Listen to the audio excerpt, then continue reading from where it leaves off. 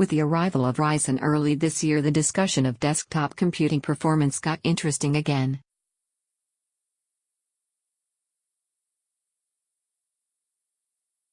Ryzen 7 delivered next-level productivity performance at prices previously unheard of for 8-core/16-thread CPUs.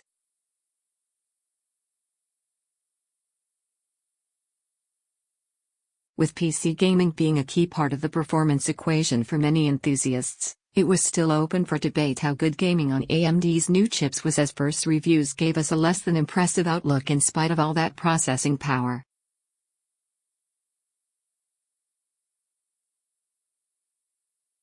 By the time Ryzen 5 came around a month later, AMD took a number of important steps to improve performance and compatibility of the Ryzen platform.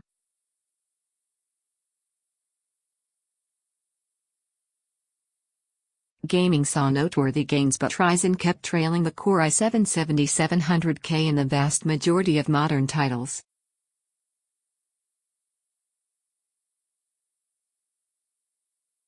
At this point, countless theories have been presented to explain Ryzen's weakness on gaming performance, and most of them have proven to be incorrect.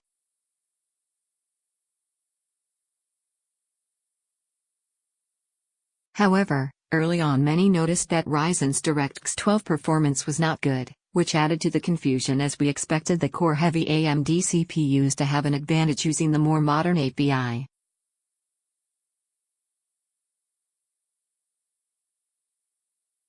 After further investigation, the guys at Adored TV discovered that Ryzen's poor performance in some DirectX 12 titles, namely Rise of the Tomb Raider, was actually down to the GeForce graphics card.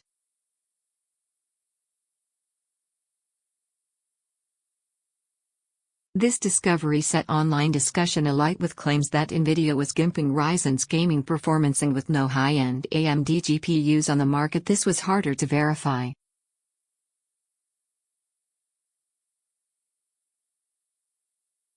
But this alone couldn't explain away Ryzen's often lackluster gaming performance, as the issue was only seen in select DX12 titles and wasn't a problem for older DX11 games.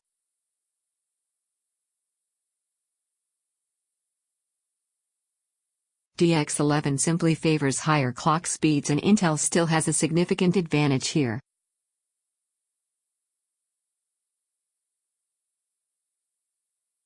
Couple higher clock frequencies with superior IPC performance, and that makes it difficult for Ryzen to put in a strong showing with these older titles.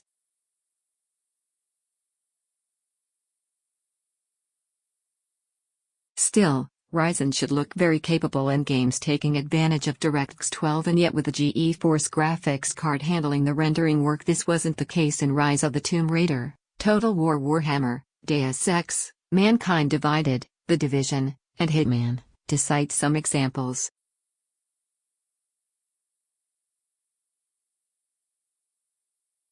The good news is that with the release of Vega 64, we now have a high-end GPU from AMD, and one that we can compare to the GeForce GTX 1080.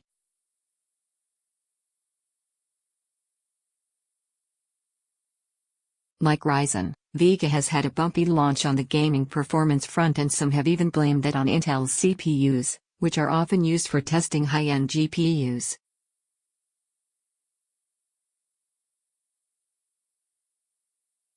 So I thought, why not kill two sets of benchmarks with one go?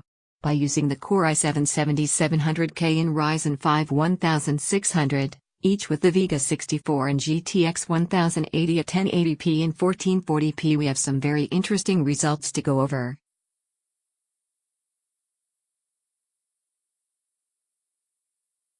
Further, we suspect these are typical hardware combinations many are considering for building a new high-end rig when gaming is a big factor.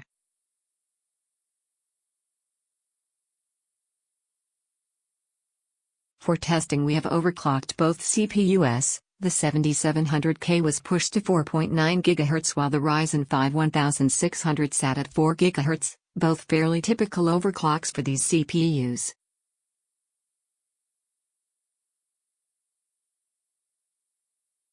Starting things off, let's check out the Battlefield 1 results.I'm still testing this title using DX11 as it generally provides the best results.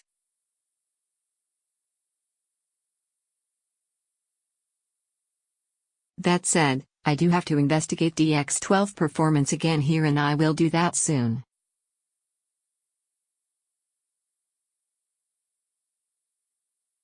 For now we have the DX11 figures. Here the Ryzen 5 1600 is extremely competitive, even at 1080p, though it has to be said the 1% low results are noticeably lower.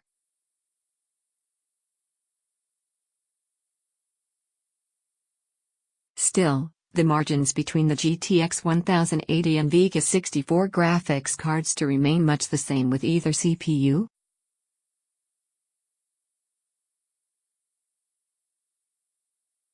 PlayerUnkonwn's Battlegrounds isn't a game we tested with previously, as it wasn't released back when I conducted my initial Ryzen vs.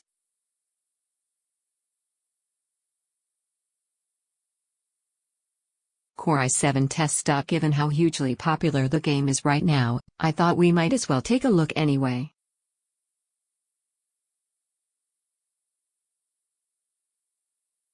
Looking at the 1080p results first, we see that Vega 64 delivers the exact same performance using either the R5 1600 or 7700K.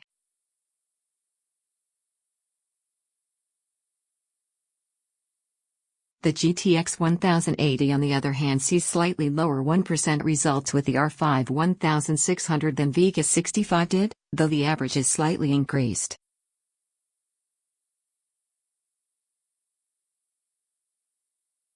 However, the GTX 1080 was miles faster with the 7700K, which is likely down to the fact that we have more headroom here with the faster CPU.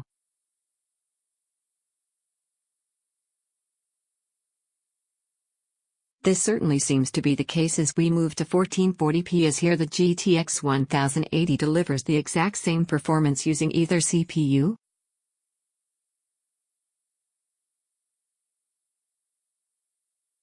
We also notice something of interest at 1440p. The Vega 64 is slightly faster using the R5 1600 versus the 7700K.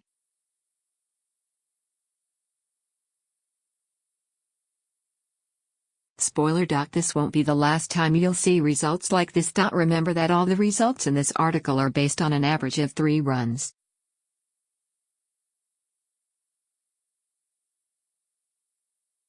However, these results were reconfirmed days later and I found the exact same margins.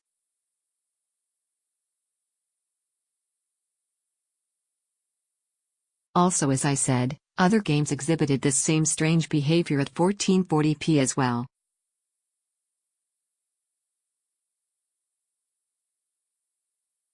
In fact, another game where we can see this is titles.For. Here Vega 64 was consistently faster with the R5 1600 processor at 1440p.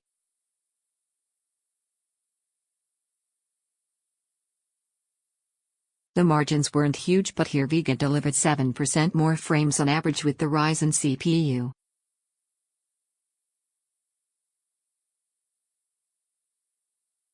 Oddly, however, it was a different story at 1080p, and here the 7700K provided 5% more frames with Vega.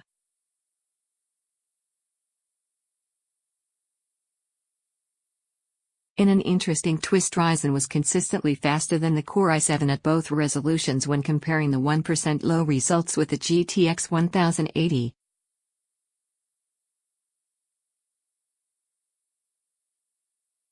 So the RT4 provided quite a few interesting results for us.